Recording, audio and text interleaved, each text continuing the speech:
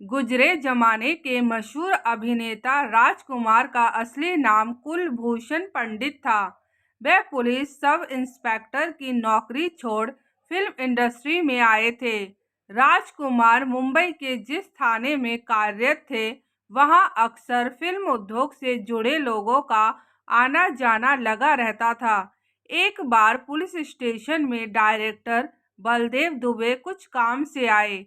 वह राजकुमार के बातचीत करने के अंदाज से काफी प्रभावित हुए और उन्होंने उनसे अपनी फिल्म शाही बाजार में बतौर एक्टर काम करने का ऑफर दिया।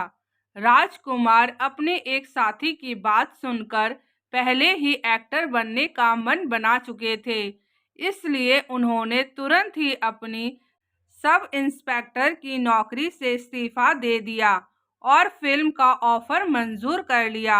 8 अक्टूबर 1926 को उनका जन्म बलूचिस्तान के लौरलाई में कश्मीरी पंडित परिवार में हुआ था।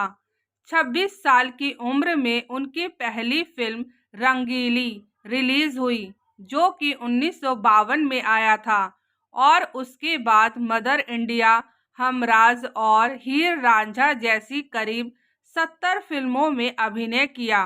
राजकुमार की गिनती अपने समय के सुपरस्टार में की जाती है। उनकी एक्टिंग स्टाइल और डायलॉग डिलीवरी जितनी बेहतरीन होती थी, उतने ही इंटरेस्टिंग उनकी लाइफ के किस्से भी हैं। वह स्क्रीन पर ही नहीं, रियल लाइफ में भी बेबाकी के लिए जाने जाते थे। जानकारों का कहना है कि उनके बारे में ये फेमस था कि यदि उन्हें फिल्म के डायलॉग पसंद नहीं आते थे, तो वह कैमरे के सामने ही उसे बदल देते थे। हम आपको बता रहे हैं उनकी जिंदगी से जुड़े इंटरेस्टिंग किस्से। राजकुमार और गोविंदा फिल्म जंगबाज की शूटिंग कर रहे थे। बताते हैं कि गोविंदा शानदार शर्ट पहने हुए राजकुमार के साथ शूटिंग खत्म होने के बाद वक्त बिता रहे थे। तभी राजकुमार ने उनसे कहा, यार तुम्हारी शर्ट बहुत शानदार है। गोविंदा यह बात सुनकर बहुत खुश हो गए। उन्होंने तब राजकुमार से कहा, सर आपको यह शर्ट पसंद आ रही है तो आप रख लीजिए। राजकुमार ने उनसे शर्ट ले ली।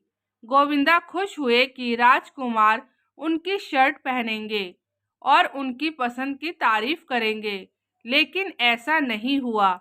2 दिन बाद सेट पर उन्होंने देखा कि राजकुमार ने उस शर्ट का एक रुमाल बनवाकर अपनी जेब में रखा हुआ है, जिससे गोविंदा को बहुत ज्यादा दुख पहुंचा।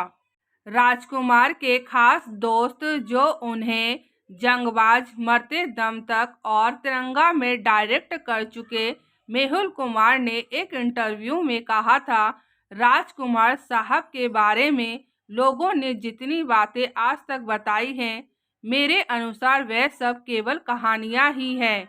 ये बातें गढ़ने वाले उन्हें गहराई से पहचानते ही नहीं हैं।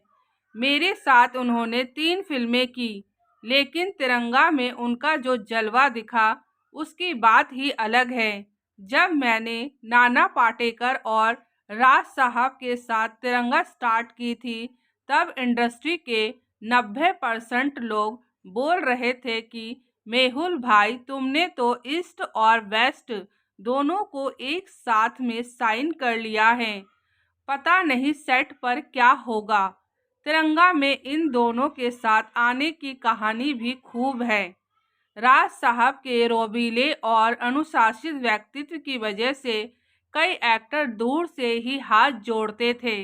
इंस्पेक्टर शिवाजी राव बागले के रोल के लिए जिसको कहानी सुनाता था, वही मना कर देता था। सबसे पहले नसरुद्दीन शाह के पास गया। उन्होंने कहा, मेहुल भाई आपके साथ मुझे कोई प्रॉब्लम नहीं है, लेकिन राजकुमार साहब के साथ तो काम करने से रहा। फिर रजनीकांत से बात की। उन्होंने कहानी सुनने के बाद कहा कि आपने किरदार को मेरा ही असली नाम शिवाजी राव दिया है, लेकिन मेहुल जी मुझे एक ही प्रॉब्लम है, राज साहब के साथ कैसे काम कर पाऊंगा। कुछ सेट पर टेंशन हो गई, तब क्या करूंगा। मुझे माफ़ कर दो। उसके बाद मैंने नाना पाटेकर को फ़ोन किया। तब उन्होंने यह कहते हुए मना कर दिया कि मैं कमर्शियल फिल्में नहीं करता। मैंने उन्हें जैसे तैसे राज़ी किया और राज साहब को फ़ोन करके बताया कि बागले फाइनल हो गया। उन्होंने पूछा कौन कर रहा है। मैंने कहा नाना पाटेकर। वह कहने लगे अरे मेहुल, उसका दिमाग बहुत खराब रहता है। सुना है कि वह सेट पर गाली गलौज कर देता है।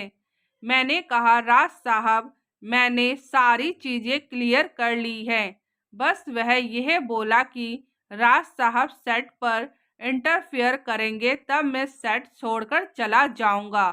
राज साहब केवल एक शब्द बोले, मेहुल गो अहेड। इसके बाद 6 महीने में यह फिल्म कंप्लीट होकर रिलीज हुई और सुपरहिट हो गई। उनका एक किस्सा और बताता हूँ।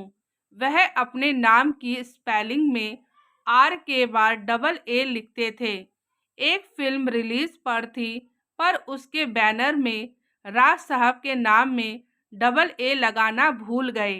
राजकुमार साहब ने कहीं पढ़ लिया और अपने रोबीले अंदाज में प्रोड्यूसर को फ़ोन करके कहा, जानी तुमको मालूम नहीं, हमारे नाम की स्पेलिंग में राजकुमार नहीं बल्कि राजकुमार लिखा जाता है।